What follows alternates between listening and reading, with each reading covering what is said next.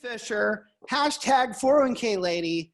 Jeanne Fisher, blah, blah, blah, blah, blah, blah, blah.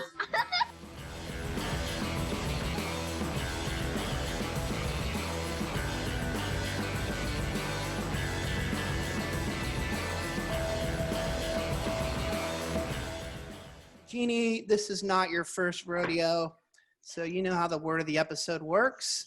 Today it is, Brandon, remind me what the words were, client and 401k.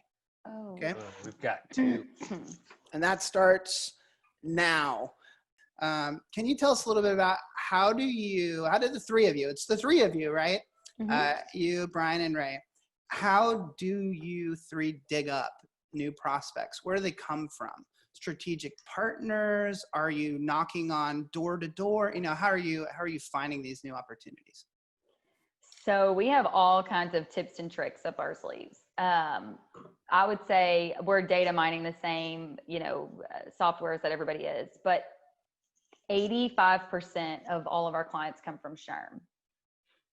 Okay. Yeah. But that means you're in there providing value to them. Ding, ding, ding. Oh yeah. There you go. How are you working that SHRM angle? Yeah, so I was talking about this with one of my colleagues just the other day. When we first really started marketing, I started doing SHRM presentations back in 2012. And we started by, paying to sponsor a meeting and then speaking at them. And then it wasn't but 2 years later where we just became an expert speaker at chapter meetings, state meetings, national conferences. And at that point, you're no longer paying for marketing. You are just recognized as the subject matter expert in that area. And it's a tight-knit group. And I try to explain this to people all the time. This wasn't something that we just stumbled on. I was private wealth advisor. I've been a private wealth advisor for twice as long as I've been a 401k advisor. And when we decided to go down this route and create a marketing plan and develop it and build it like you should be, yet we knew immediately 76% of all HR reps are women. They're empathetic, they're caring, they're relatable. I could have tried to do the same thing with a CFO networking group or an accounting group, and it probably wouldn't have landed as well. But this network of women, they're my people now. And it was focused and intentional, and we dedicated ourselves to it, and it's paid off over and over and over again.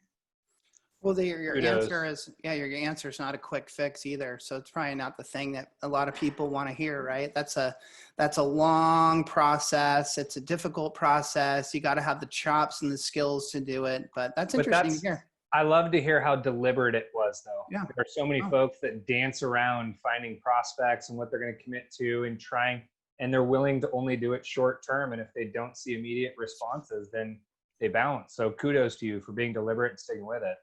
Incredibly deliberate. And then and I would say people come to me all the time and they're like, well, I did a SHRM meeting and nothing ever came of it. Well, because you did one. That's not, right.